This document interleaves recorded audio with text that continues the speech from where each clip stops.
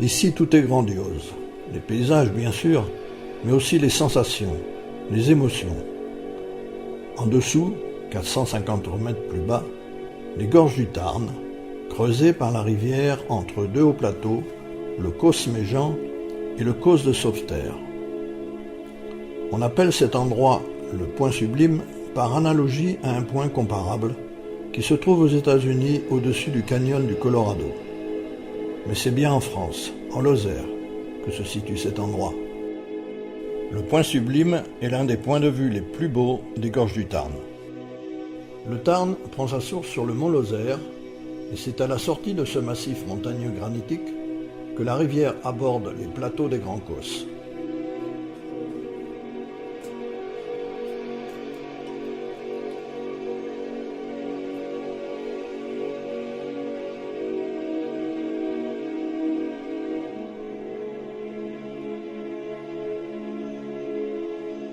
Le vieux pont de Quézac représente la limite nord-est des gorges, alors que les Vignes est considéré comme la limite du sud-ouest. Le pas de Soucy, énorme éboulis, résultant peut-être d'un tremblement de terre, et obstruant la vallée sous lequel disparaît le Tarn pour ressortir un peu plus loin.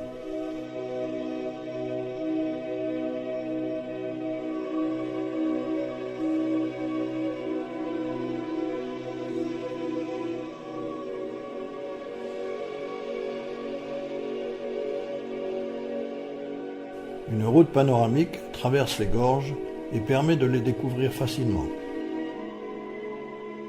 Il y a plusieurs villages pittoresques le long de cette route. Saint-Chély-du-Tarn se situe sur la rive gauche. Un élégant pont du XXe siècle permet de découvrir son site. Son église du XIIe siècle, ses sources, la chapelle de Sénarey. L'église est la seule partie restante d'un monastère qui se trouvait autrefois au centre du village. La chapelle romane de Sénarey est nichée sous un immense rocher. La construction daterait du XIe siècle, avec de nombreuses modifications par la suite. À l'intérieur, la chapelle est sombre. Seule la Vierge est faiblement éclairée par la fenêtre. Derrière la chapelle se cache un petit lac. L'eau est ensuite canalisée jusqu'au moulin de Sénarey, aujourd'hui une boutique de produits artisanaux.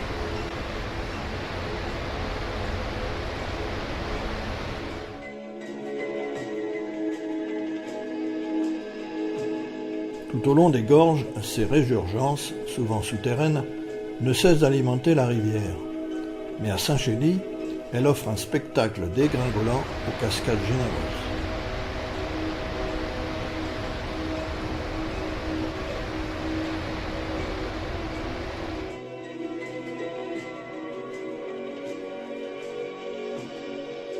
Le panorama domine de 400 mètres le méandre de Saint-Chély-du-Tarn. Le creusement des gorges remonte à 6 millions d'années. C'est au cours des dernières périodes glaciaires qu'il deviendra plus actif.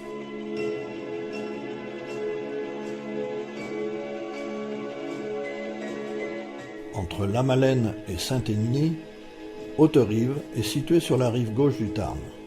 Le hameau n'est accessible que par un sentier de plusieurs kilomètres, par bateau et par un petit téléphérique pour le ravitaillement.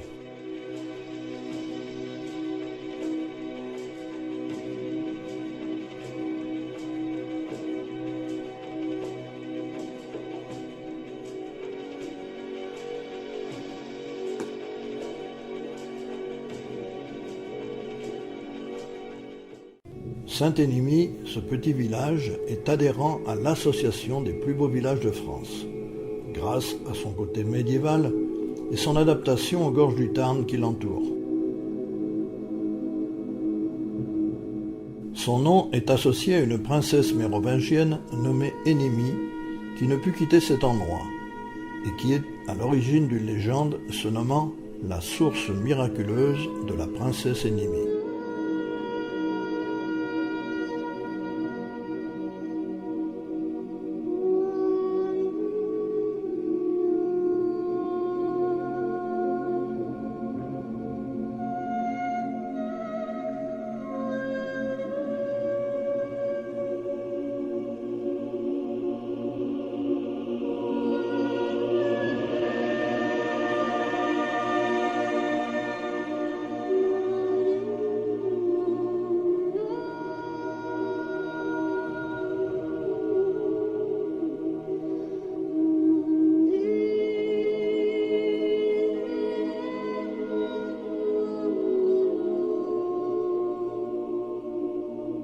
Durant des siècles, le seul moyen pour aller d'un village à l'autre était un chemin ou la rivière. La route qui permet aujourd'hui de circuler le long des gorges date de 1905. Pour vivre ici, les hommes ont dû ruser, s'adapter. Les contraintes sont telles qu'elles ont donné naissance à une architecture urbaine étonnante qui épouse le relief. Coincé entre la rivière et des falaises abruptes, voici Castelbouc. Les maisons sont vraiment greffées à la roche. Ce village suit parfaitement la courbe de la falaise. Il est situé dans les gorges, à l'ouest de Saint-Émilie. Ce village comporte environ une vingtaine de maisons.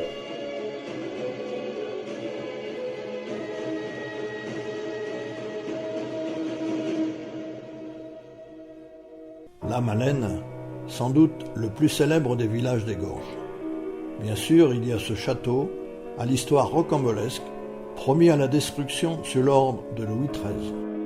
La Malène est un village qui a connu des heures difficiles durant la Révolution.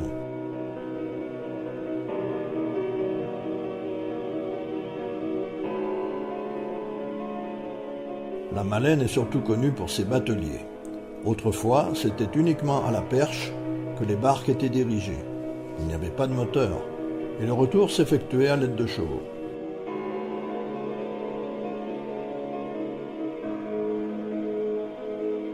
L'utilisation des barques pour le tourisme remonte à la fin du XIXe siècle.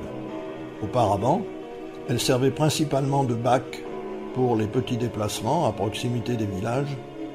Aujourd'hui, ces barques sont conduites soit à la perche ou à moteur, suivant la profondeur de la rivière.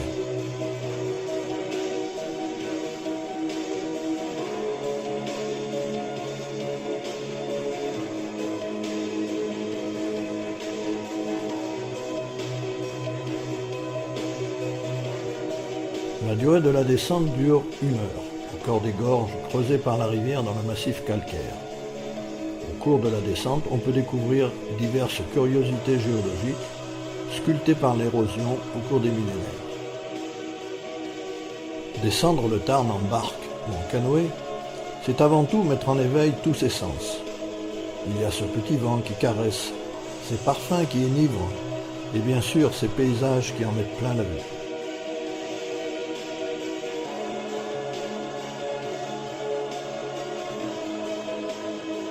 Alors qu'au sommet la roche semble écorcher le ciel limpide, tout en bas, au fond du canyon, le Tarn s'écoule. Ici, la nature a de l'imagination et du talent.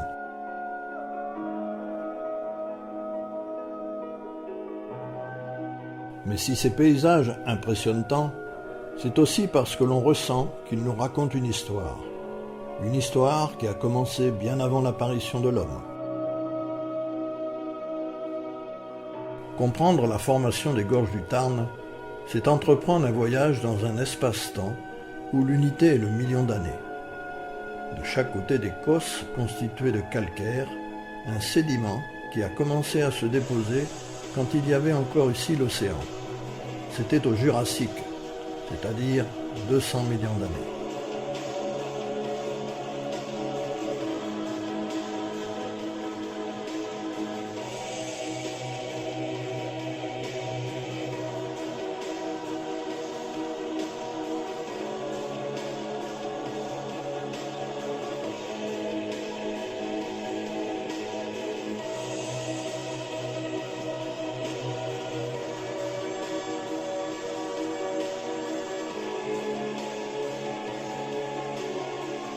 Le calcaire a une particularité, c'est d'être soluble dans l'eau. Le Tarn, qui prend sa source au Mont-Lozère, a donc dû creuser un sillon pour se tailler un chemin. On estime qu'il lui a fallu environ 10 millions d'années pour atteindre une roche plus dure et se stabiliser à son niveau actuel.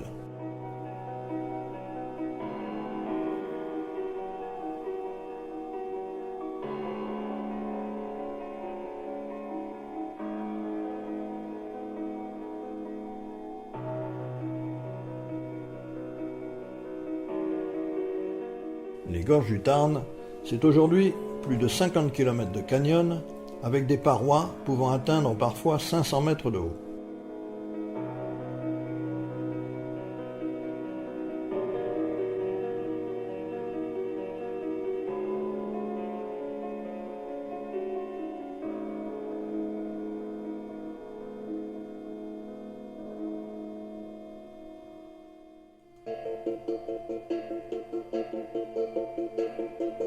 À l'entrée du passage des détroits, on comprend mieux le travail inlassable de l'érosion au fil des millénaires.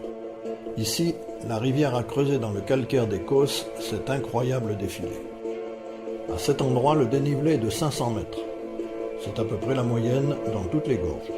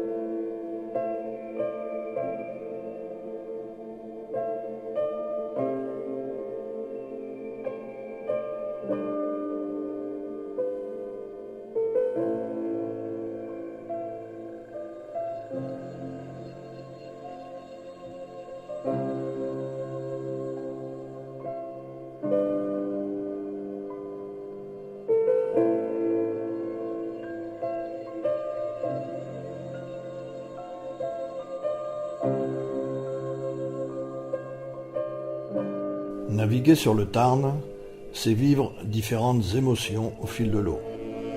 De chaque côté, le spectacle des roches.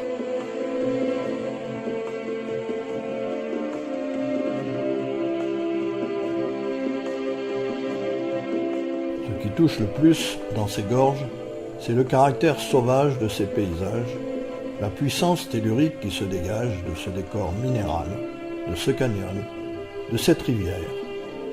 Et l'on repart avec le sentiment qu'ici, la nature remet l'humain à sa juste place.